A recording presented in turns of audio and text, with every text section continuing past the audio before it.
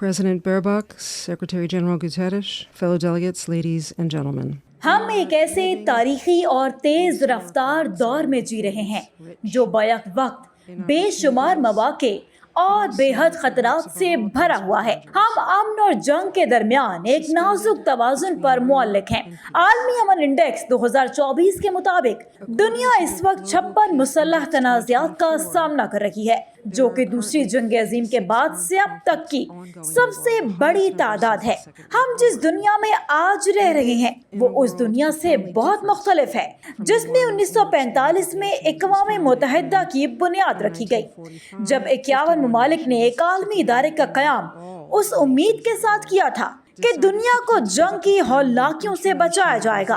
आज उसी इदारे को दुनिया के तकरीबन तमाम ममालिक तस्लीम कर चुके हैं, लेकिन 80 साल बाद हमें खुद से ये सवाल करना होगा, क्या हम वाकई कामयाब हुए हैं?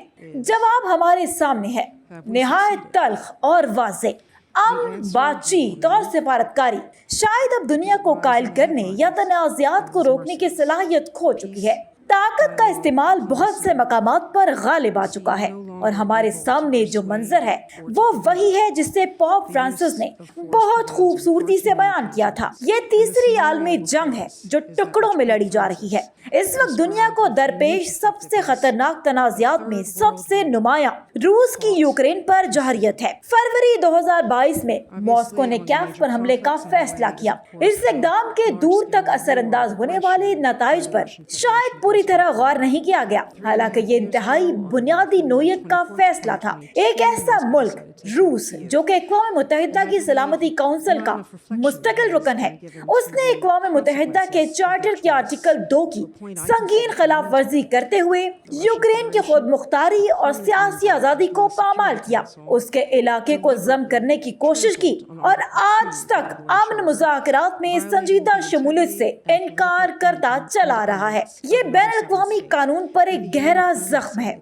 जिसके असरात सिर्फ यूक्रेन तक महदूद नहीं बल्कि पूरी दुनिया पर मनफी असरात डाल रहे हैं। यूक्रेन का तनाज़ा दीगर कई बहरानों को भी हवा दे रहा है और अक़वाम मुत्तहिदा खुद अंदरूनी तकसीम और कमजोरी का शिकार है। ये महज इत्तेफाक नहीं था कि इसी कमजोरी का फायदा उठाते हुए हमास ने अक्टूबर 2023 में इसराइल पर हमला किया। इस हमले की शिद्दत और मासूम शहरियों को निशाना बनाए जाने ने इसराइल को फौरी रद्द-ए-अमल पर मजबूर किया और बैनुल-अक़वामी कानून के मुताबिक हर मुल्क को अपनी सरजमीन और शहरियों के तहफ़्फ़ुज़ का हक हासिल है, लेकिन ताकत के इस्तेमाल में हमेशा तनासुब का असूल मलहूज़े खातिर रहना चाहिए, जो रियासतों पर भी उसी तरह लागू होता है जैसे कि अफराद पर। इसराइल ने इस असूल की खिलाफ वर्जी करते हुए बड़े पैमाने पर जवाबी हमले शुरू किए, जिनके नतीजे में फलस्तीनी शहरियों को गैर मुतनासिब नुकसान पहुंचा। इंसानी हकूक की संगीन खिलाफ वर्जियां हुई और मासूम जानें जाया हुई। ये वो मकाम था जहां इटली ने बारहा इन इक़दामात को नाकाबिले कबूल करार दिया।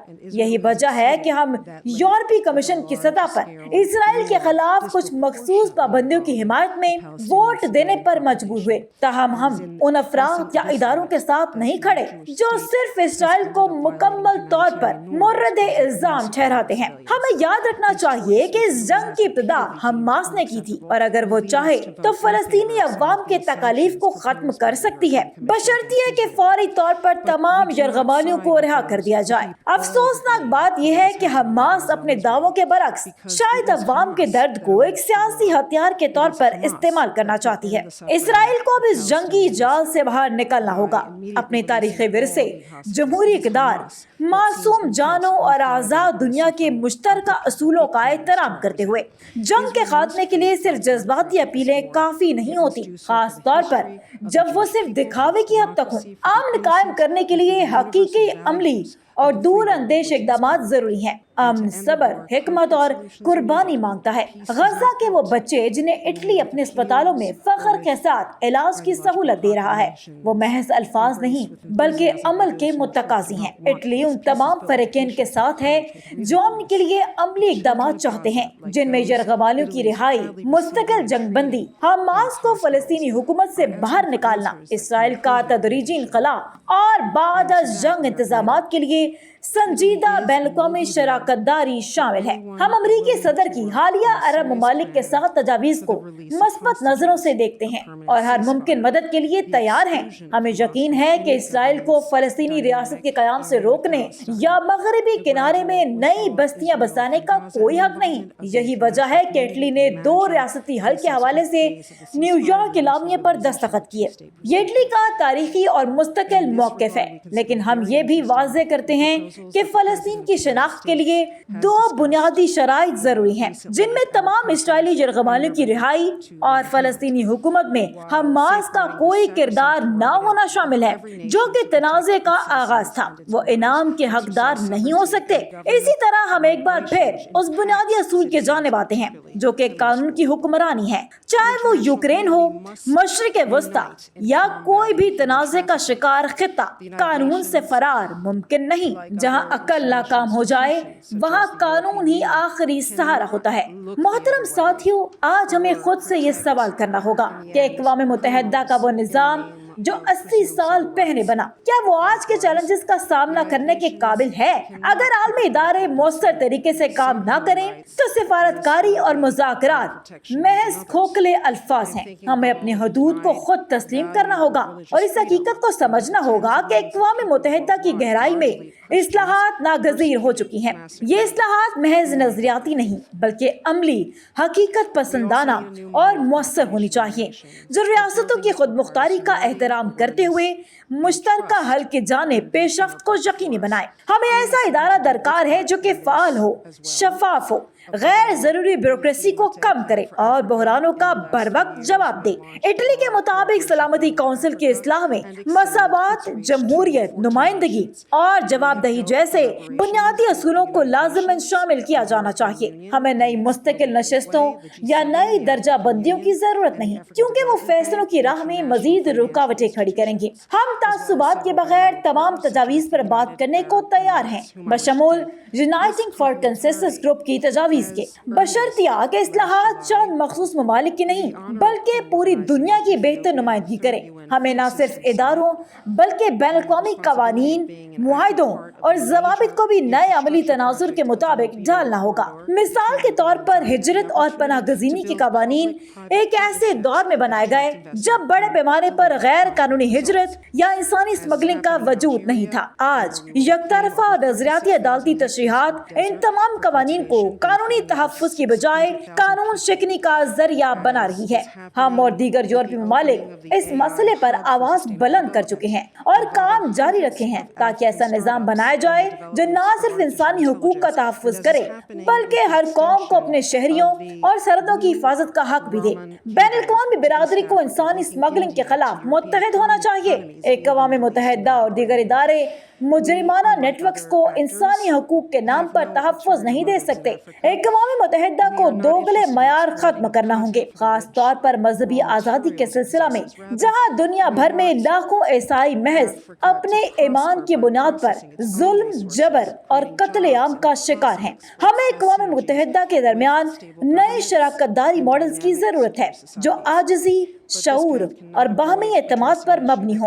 इटली खास तौर पर अफ्रीका के लिए मीट प्लान के जरिए इस सिमत में सरगर्म अमल है। गुज़श्ता 3 सालों में हमने 14 अफ्रीकी ममालिक के साथ ताउन में नुमाया इजाफा किया। हम अक़वाम मुत्तहिदा, यूरोपीय यूनियन, G7, अफ्रीकी यूनियन, अफ्रीकी तरक्याती बैंक, बैन अक़वामी मालियाती इदारों और दीगर शराकतदारों बशमूल मुत्तहिदा अरब अमारात के साथ मिलकर काम कर रहे हैं, जिनका हम दिल से शुक्रिया अदा करते हैं। यही ताउन हमें जुलाई में इथियोपिया के साथ अक़वाम मुत्तहिदा के 3रे फूड सिस्टम समिट की मेजबानी का शर्फ भी दिला चुका है। हम अफ्रीका में इंफ्रास्ट्रक्चर के बड़े मंसूबों जैसे लोबेदो कॉरिडोर पर भी काम कर रहे हैं और अवामी और निजी शोबे के दरमियान शराकतदारी को फरोग दे रहे हैं। अलजज़ायर में 3600 हेक्टेयर रेतीले इलाके को काबिल काश्त बनाया जा रहा है, जिससे 6 लाख से ज्यादा अफराद मुस्तफीद होंगे। हम अफ्रीका में मसनूई ज़हानत के फरोग के लिए AI हब भी कायम कर रहे हैं और ब्लू रोमन केबल की तोसी से मशरकी अफ्रीका को यूरोप और भारत से जोड़ रहे हैं। इटली अफ्रीका में दीगर से मुख्तलिफ है। हम वसाइल के इस्तेहसाल के लिए नहीं बल्कि अफ्रीका को खुद कफील बनाने, रोजगार के मौके पैदा करने, मुस्तहकम हुकूमतों और महफूज माशरों के कयाम के लिए शराकत दारी कर रहे हैं। इस सफर की कामयाबी अफ्रीकी ममालिक के कर्जों के हल के बगैर मुमकिन नहीं। इटली आइंदा 10 सालों में दुनिया के कम तरक्की याफ्ता मुल्कों के कर्जों को मकामी तरक्याती मंसूबे में बदलने का इरादा रखता है, जिससे 235 बिलियन यूरो से ज्यादा के कर्जे अवामी बहबूद पर खर्च होंगे। ये सिर्फ इक्तिसादी मसला नहीं बल्कि इंसाफ, वकार और मुस्तकबिल का सवाल है। मोहतरम साथियों, 30 साला अंधी तकलीद पर मबनी आलमगीरियत अब माजी का हिस्सा बन चुकी है। इसके नुकसानात को नजरअंदाज किया गया और आज हम जिन मसाइल का शिकार हैं वो हैरान कुन नहीं बल्कि मुतवक्के थे। अगर हम गैर हकीकी और नाकाबिले बर्दाश्त पैदावार के मॉडल्स जैसे के मगरब के कुछ ग्रीन प्लान्स को ना रोकते तो सूरत-ए-हाल मजीद बिगड़ सकती थी। इन मॉडल्स ने न सिर्फ सनतों को तबाह किया बल्कि कमजोर तबकात को शदीद मुतासिर किया। दरमियाना तबका नीचे गिर रहा है और माशी बोझ नाकाबिले बर्दाश्त बनता जा रहा है। माहौलियाती पॉलिसीज के मौजूदा सख्त रुझानात ने यूरोप की ऑटो इंडस्ट्री को तबाही के दहाने पर पहुंचा दिया, अमेरिका में मुलाजमतों का खात्मा किया और आलमी मुसाबकत को शदीद नुकसान पहुंचाया और सबसे अहम बात, जमीन की मजमूई सेहत में कोई खास बेहतरी नहीं आई।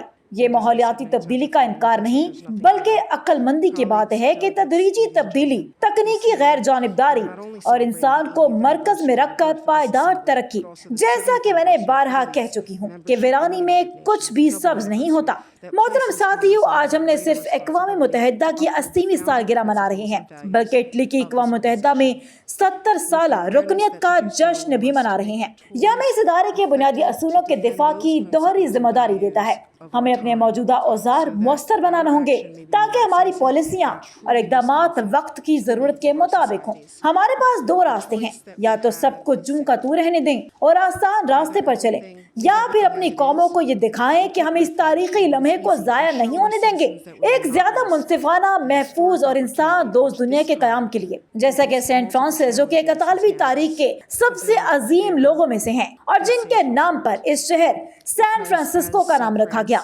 जहां अक़वाम मुत्तहिदा कायम हुई, उन्होंने कहा कि मुश्किल लड़ाइयां सिर्फ उनके लिए होती हैं जिनके अंदर गैर मामूली हौसला होता है। मुझे यकीन है कि वक्त आ गया कि हम वो हौसला दिखाएंगे। शुक्रिया। It is time, I believe, to show that courage. Thank you.